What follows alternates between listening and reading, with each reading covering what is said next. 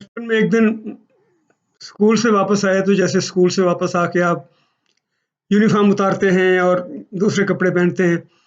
तो जब मैंने अपने कपड़े उतारने के लिए कपड़े पहनने के लिए वो खूंटी से उतारे, तो देखा कि कमीज़ शलवार कमीज़ थी, तो कमीज़ जगह-जगह से कटी हुई थी।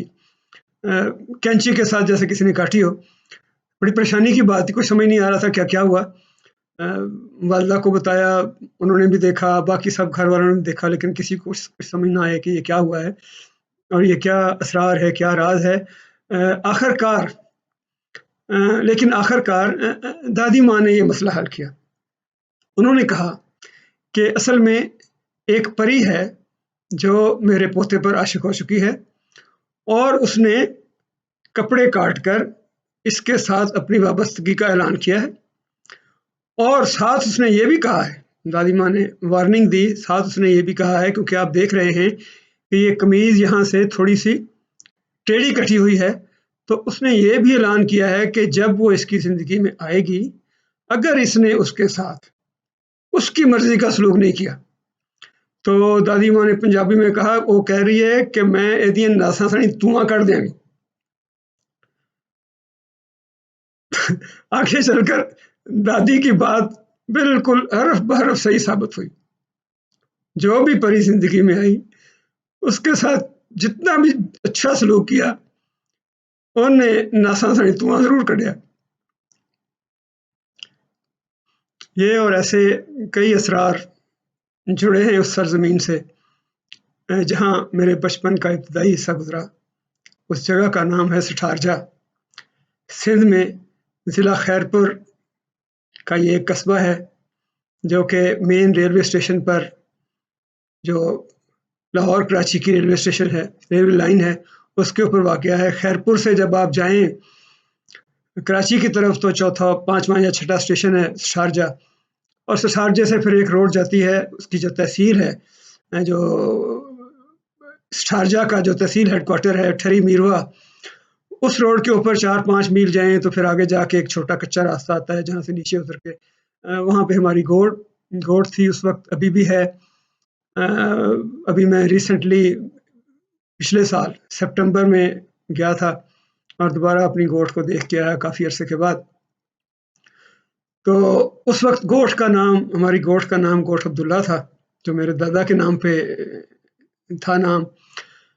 लेकिन कुछ चूँकि हमारे अज़ीज़ वहाँ अभी भी हैं और उनमें से काफ़ी मेरे दादा के जो भांजे भतीजे थे, उनमें से एक जो सबसे बड़े थे मरहूम हाजी याकूब, तो अब जो गोठ जो है वो उनके नाम पे है गोठ याकूब। तो सठारजा जो है, सठारजा के अंदर शारजा से उस वक़्त जो कि मेन रेलवे लाइन पे वाक़या है, शारजा के ऊपर उस वक़्त 1 या 2 एक्सप्रेस ट्रेनें रुकती थी, जहाँ तक मुझे याद है। एक शायद शाहीन एक्सप्रेस होती थी, जो उस वक़्त कराची से फैसलाबाद जाती थी, लायलपुर जिसको कहते थे उस ज़माने में, और एक दूसरी शायद सिंध एक्सप्रेस थी या कराची एक्सप्रेस थी, वो एक रुकती होती थी। इसके अलावा कुछ पैसेंजर ट्रेन्स थी जो रुकती थी। उनमें से एक पैसेंजर ट्रेन थी, उसका मुझे मतलब ऑफ़िशियल नाम तो याद नहीं, लेकिन उसको हम सब उस एरिया में लुंडा कहते थे। लुंडा कराची से कोई मतलब रात को किसी वक़्त चलती थी और सठारजे से तकरीबन सहरी के वक़्त गुज़रती थी। तो उस वक़्त उसमें से उस ट्रेन में से कुछ अख़बार वो वहाँ पे डिलीवर किए जाते थे सठारजा में। अभी मैं आपको बताता हूँ कि वो जंग अख़बार होता था नॉर्मली, जंग कराची उसके ऊपर लिखा होता था, जहाँ तक मुझे अच्छी तरह याद है। और वो चूँकि वो था डार्क एडिशन होता था ना, जो रात को जल्दी छप जाता है और वो जल्दी उसको, ताकि वो दूर-दराज़ इलाकों में और देहातों में और छोटे शहरों में वो डिस्ट्रीब्यूट किया जा सके। तो वो डार्क एडिशन था। वो अच्छा जब वो स्टेशन के ऊपर आता था उस वक़्त नॉर्मली कोई ना कोई हमारी गोठ से मेरे दादा किसी को भेजते थे, या बाद दफ़ा कोई खुद आता था, या बाद दफ़ा कभी-कभार पिछले पहर भी वो अख़बार जाता था, लेकिन नॉर्मली अख़बार सुबह के टाइम गोठ पहुँच जाता था। ऐन उस वक़्त जबकि अभी कराची के लोग सो के भी नहीं उठे होते थे। चूँकि कराची के बारे में उस वक़्त मशहूर था अभी भी कि लोग वहाँ देर से उठते सो के, तो अभी लोग सो के भी नहीं उठे होते थे कि हम लोग भी मेरे दादा वो अखबार पढ़ रहे होते थे। अगरचे वो डार्क एडिशन था, अब ये डार्क एडिशन वाली बात जो है ये भी जब हम इन्फॉर्मेशन में आए तो फिर हमें समझ आई कि डार्क एडिशन क्या होता है। डार्क एडिशन ये कि वो जो रात को जल्दी छप जाता है ताकि दूर तक आ सके। तो दादा अखबार पढ़ा करते थे, फिर बाद में जब हम स्कूल जाना शुरू हो गए और थोड़ा-सा मुझे पढ़ना आ गया तो अक्सर वो मुझे कहते थे कि मुझे अखबार पढ़ के सुनाओ। तो उनको मैं अखबार पढ़ के सुनाता था। इस तरह से यहाँ से मेरा थोड़ा-सा जो ताल्लुक़ अखबार से बना। फिर बाद में मैं खुद भी बड़े शौक से अखबार पढ़ता था और उसमें से बाद दफ़ा कार्टून बड़े मज़े के होते थे। उसके अंदर बाद दफ़ा कोई एक दफ़ा बारिशें हुई, मुझे याद है बहुत शदीद बारिशें हुई, तो उससे बड़ी तबाही हुई, तो उनके उनके ऊपर नज़्में बड़ी मतलब बाज़ मज़ाहिया और बाज़ मतलब सूरत हाल को बयान करने के लिए नज़्में होती थी, वो हम पढ़ा करते थे। दूसरी चीज़ जो मुझे थोड़ी-सी यहाँ पे ज़िक्र करना ज़रूरी है उसका, वो था रेडियो। हमारे पास एक रेडियो था मेरे दादा के पास, बड़ा रेडियो, बहुत बड़ा। उसका शायद बर्फ़ी या पाई जिस किस्म के उस वक़्त रेडियो होते थे उनका नाम था, और वो उसके साथ पूरा एक पैराफर्नेलिया था। वो रेडियो मतलब शाम के वक़्त वो डेरे में आता था जहाँ पे लोग बैठते थे, और फिर रात को लेट नाइट जब वो ख़त्म हो जाती थी उसकी ज़रूरत, तो फिर वो वापस घर वाले हिस्से में, रहायशी हिस्से में चला जाता था। तो 2-3 लोग उसमें इन्वॉल्व होते थे उसको कैरी करने में, कि एक तो रेडियो के का अपना टेबल है जिसके ऊपर रेडियो को रखना है। दूसरा एक और टेबल होता था छोटा जिसके ऊपर बैटरी रखी जाती थी, चूँकि बैटरी से वो चलता था। इसके अलावा एक साथ उसके एक बंदा लेके जाता था बाँस। वो बाँस था जिसके ऊपर उसका एरियल जो है, एंटीना, एरियल वो तार का होता था उस ज़माने में। वो एरियल उसके ऊपर बाँधा जाता था और वो उसके ऊपर बाँध के फिर उसको बाहर के लटका बाँस को रखते थे ताकि उसको फ़ज़ा से सिग्नल मिल सके। और इसके अलावा एक एरियल का हिस्सा जो है वो ज़मीन में जहाँ पड़ा हो, छोटा-सा गड्ढा खोद के उसमें पानी डाल के एक तार का सिरा एक रेडियो पे लगता था और दूसरा सिरा उस गड्ढे में डालते थे, तब कहीं जाके वो रेडियो चलता था। तो शाम को सब लोग जमा होते थे, गाँव गोठ के सब लोग जमा होते थे, तो उस वक़्त खबरें वगैरह सुनते थे। दिन में तो ख़ैर वो पड़ा रहता था, वहाँ पे बैठक जो थी वहाँ पे, और उसके ऊपर बाद वो ऑल इंडिया रेडियो और कोई नई दिल्ली और रेडियो मतलब कराची से रेडियो पाकिस्तान, और वो सुनते थे, गाने-शाने भी चलते थे, सब कुछ चलता था। शाम को लाज़मी था कि वो 8:15 बजे उस ज़माने में बीबीसी का उर्दू प्रोग्राम जो आता था, जिसमें खबरों के अलावा सैरबीन था, तो उसको सब लोग सुनते थे। तो मकसद ये है कि इन दोनों चीज़ों से, अखबार और रेडियो से मेरा ताल्लुक़ बहुत बचपन से बन गया, और मैंने कभी सोचा नहीं था कि ज़िंदगी में आगे चल के ये मेरा करियर बनेगा, ये मेरा प्रोफ़ेशन बनेगा, और इसके साथ एक उम्र मुझे गुज़ारनी पड़ेगी ज़राए अबलाग के साथ, एक एक मतलब उम्र गुज़ारनी पड़ेगी, और इससे मेरी रोज़ी वाबस्ता होगी और इस प्रोफ़ेशन को अपनाऊँगा। ये अच्छा, दूसरी बात जिसका मैं ज़िक्र यहाँ करना चाहता हूँ, बड़ा ज़रूरी इस एपिसोड में, वो है तालीम। वहाँ पे सिंध में उस वक़्त सूरत हाल ये थी, मुझे अभी भी हैरानी होती है कि हमारी गोठ के करीब-करीब 2-3 स्कूल थे। एक तो बिल्कुल करीब था, मतलब जिसको कहना चाहिए कि हो सकता है कि आधे किलोमीटर से भी कम हो। एक गोठ होती थी चक्रानियों की, चक्रानी वहाँ की एक एक ट्राइब है जो उस गोठ का, चक्रानियों की गोठ थी, वहाँ पे एक स्कूल था। पहले हमें उस स्कूल में दाखिल करवाया गया। वहाँ पे प्रॉब्लम ये था कि उसमें उर्दू नहीं थी, उसमें सिंधी पढ़ाई जाती थी। तो लेकिन फिर हमें बहरहाल हम सिंधी पढ़ते थे, हम 4-5-6 कज़न जो हम उम्र थे, हम सब स्कूल में जाते थे। फिर एक ऐसा किस्सा हुआ कि हमें वो स्कूल छोड़ना पड़ा।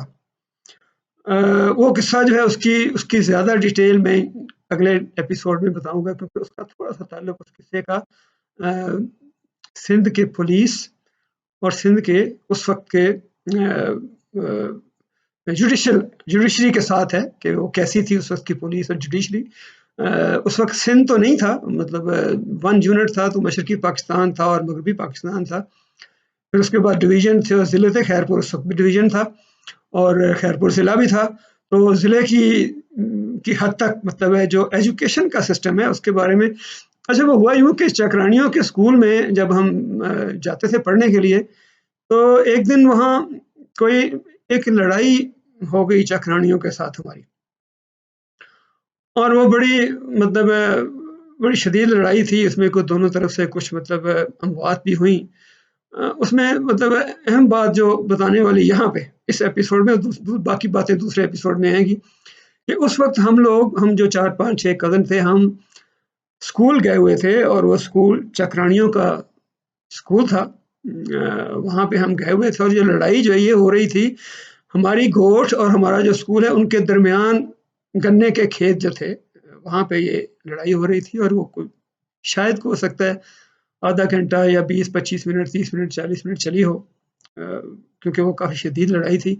तो इस दौरान घर में जो ख़वातीन थीं, मेरी दादी और मेरे जो दूसरे दोस्त और कज़न हम जो स्कूल गए हुए थे, उनको बड़ी तशवीश थी कि बच्चे चकरानियों के स्कूल में हैं, जिनके साथ इस वक़्त हमारी लड़ाई हो रही है, तो कहीं उनको कोई नुकसान ना पहुँचाएँ।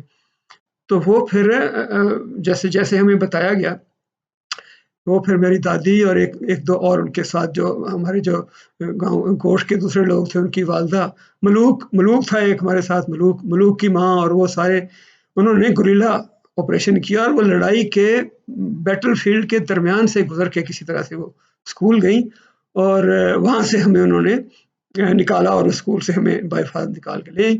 फिर हम एक दूसरा स्कूल था, वहाँ से थोड़ा दूर था, हाजी शरफ़ुद्दीन की गोठ वाला स्कूल, वहाँ पे हम दाखिल हो गए। वो स्कूल दूर था, वो 4-5 मील दूर था और उसके साथ हमारे बड़े अच्छे और बड़े कई मतलब पुरस्कार वाक़यात वाबस्ता हैं।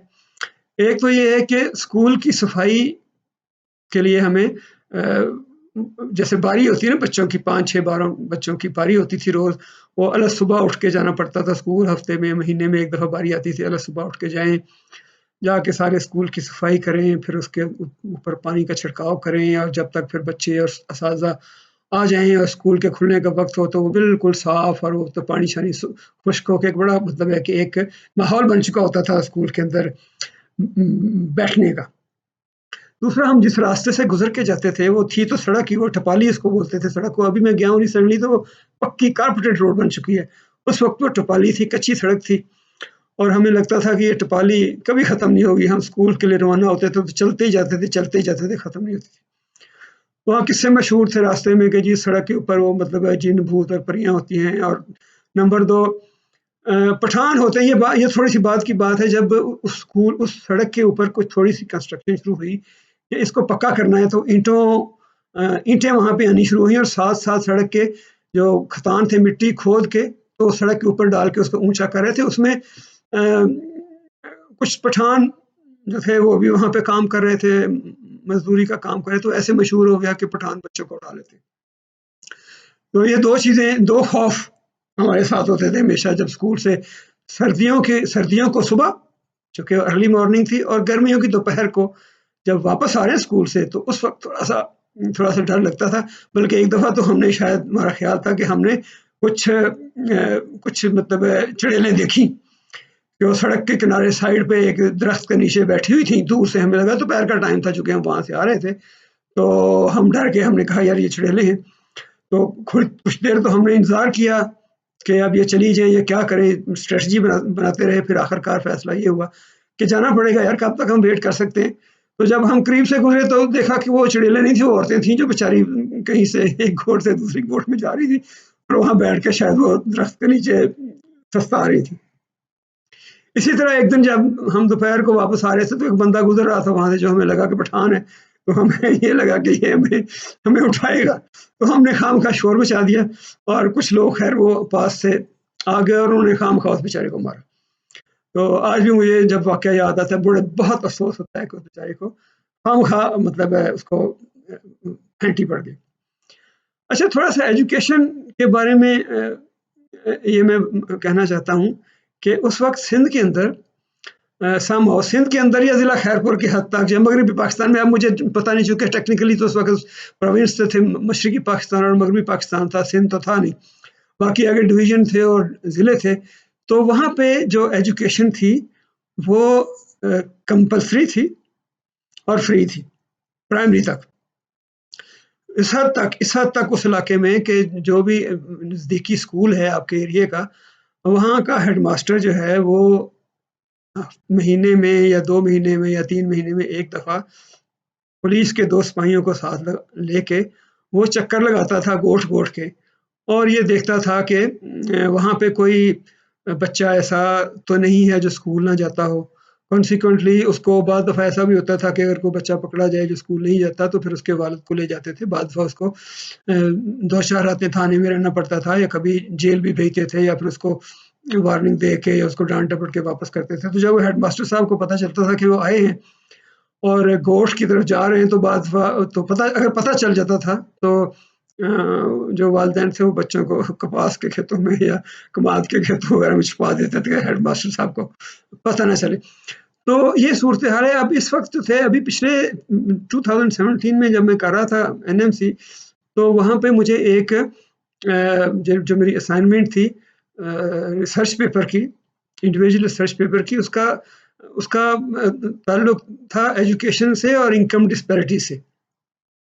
तो उस स्टडी के दौरान मैंने ये डिस्कवर किया कि सिंध रूरल में जो जिसको कहना चाहिए कि एवरेज इनकम है, क्या उसको इनकम को कहते हैं, जो एवरेज इनकम है पर कैपिटा, वो सिंध अर्बन से ज़्यादा है, और सिंध रूरल की per capita income Punjab urban से और पंजाब रूरल से और बाकी सब सूबों से बेहतर है।